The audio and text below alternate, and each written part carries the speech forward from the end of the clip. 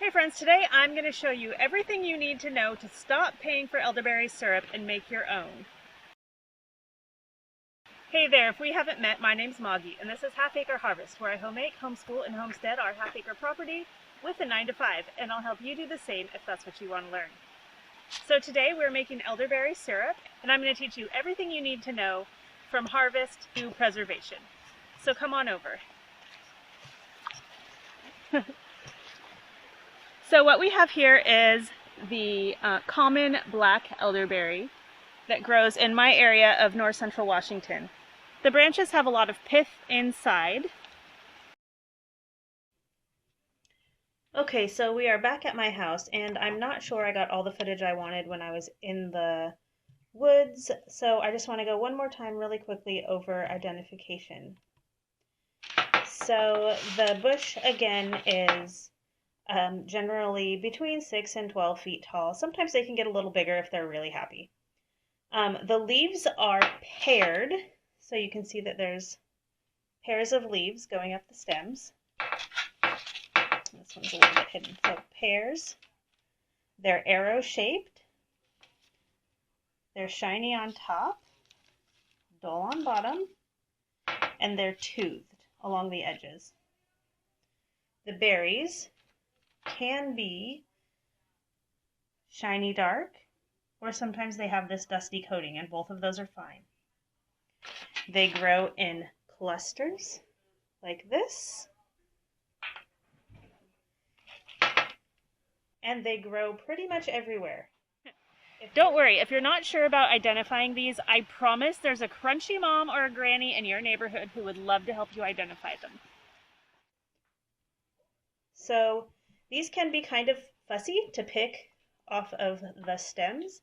So what I like to do is put them in the freezer overnight and then... All right, through the magic of television, our elderberries are now frozen. So I'm going to show you how easy it is to get these to fall off of the umbels. They're already falling, just picking it up with them frozen. All right, let's zoom on. Okay, so I've got a 6-quart stock pot. You don't have to have it this big if you don't have this many elderberries. In fact, I might not even use all of these. So you just pick up your frozen umbels, and you can see that the berries just really easily fall off when they're frozen. You just kind of brush them off. Now you do want to avoid getting any stems in here. If you have a little tiny piece like that, it's not a huge deal, but we try to avoid that as much as possible.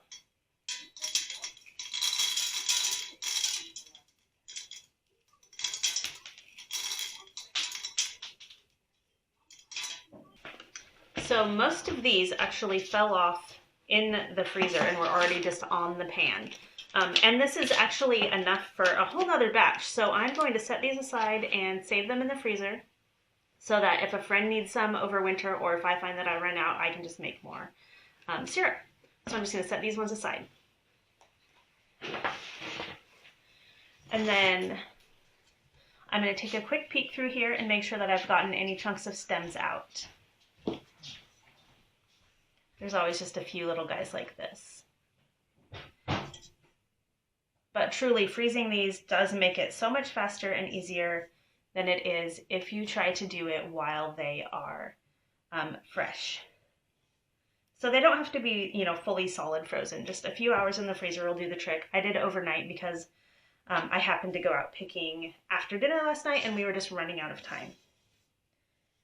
All right, so I've got all the little stem chunks out. All right, so I'm using the simplest method, which means I'm not actually using measurements. What I'm doing is I am going to add 3 parts water to 1 part elderberries. So I have elderberries in my pan. I'm just going to go ahead and add water until it's 3 times as deep in the pan. 3 times as much water as elderberries. So I'm going to go ahead and do that now, and then I'll see you at the stove. Okay, so I've got my water added. I'm just going to reach in and pull out any little bits of stem that I see floating in here. Okay, I'm going to go ahead and set my burner on high, and I'm going to bring this to a boil. And then once it's at a boil, I'm going to reduce it to a simmer, and I'm going to let it simmer until the volume of liquid is reduced by about half. If you've been nervous about making elderberry syrup, it's probably because of one of 2 things. You've probably either heard that elderberries are toxic, which is something that I've heard a lot, and in my reading I've had various results. But I will tell you this, I grew up eating elderberries all summer as a kid. I don't know that they were even ripe, and we definitely never cooked them, and here I am.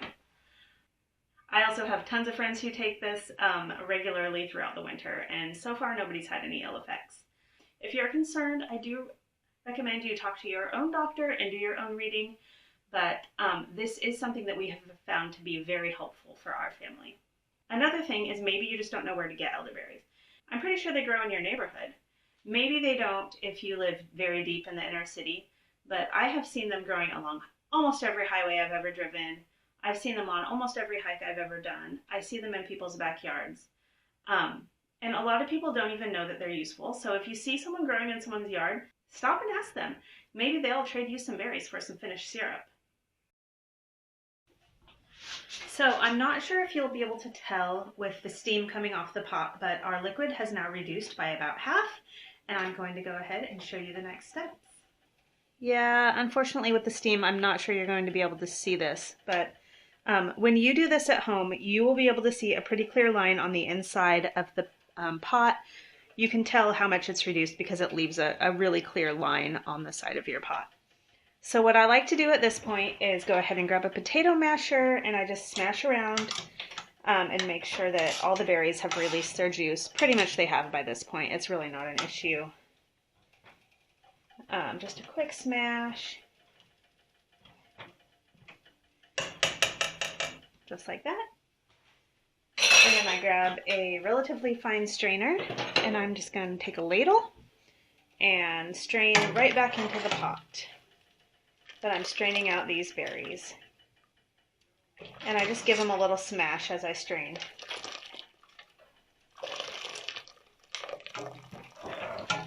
You can also just pour this through the whole pot through a sieve, but I don't like to dirty a whole second container. I'm really dishwashing averse, so I just use a ladle that I'm going to be using anyways and a strainer that I'm going to be using anyways.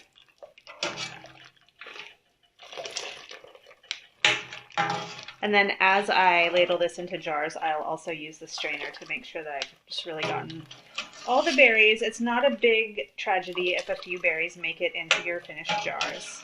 Okay, I'm not really seeing very many berries in each scoop now, so I'm going to go ahead and give this one last squish. Now you can let these spent berries cool, and you can either put them in your compost or feed them to your chickens, whatever works best for you.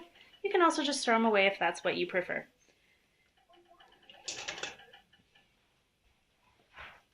So I'm going to get these into my chicken bucket.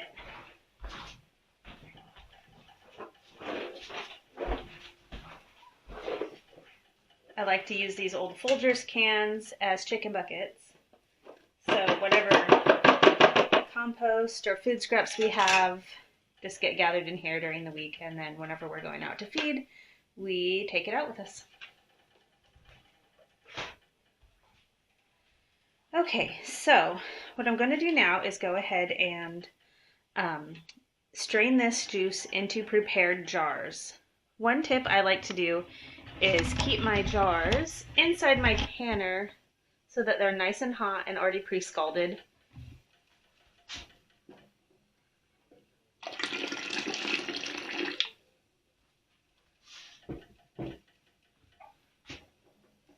Now I have more juice than it will take to fill up these 5-pint jar or half-pint jars. So I'm not going to process all of it. I'll process some for later. And then what I don't process, I will go ahead and make into a batch for the refrigerator today.